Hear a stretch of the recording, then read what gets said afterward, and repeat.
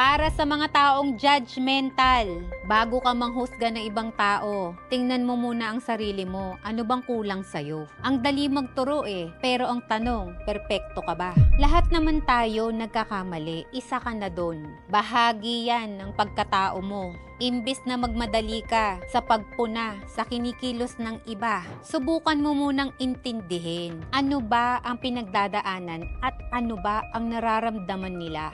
Itrato mo ang ibang tao ng kung ano ang gusto nilang itrato rin sa'yo. Lahat ng bibitawan mong salita laban sa ibang tao ay doble ng balik sa pagkatao mo. Tandaan mo, ang panghuhusga ay madalas na nagsasabi ng higit pa tungkol sa taong nanghuhusga kaysa sa taong hinuhusgahan niya. Kaya bago ka pumuna, manalamin ka muna at tanungin mo ang sarili mo. Perpekto ka ba talaga? Bago mo husgahan ng isang tao,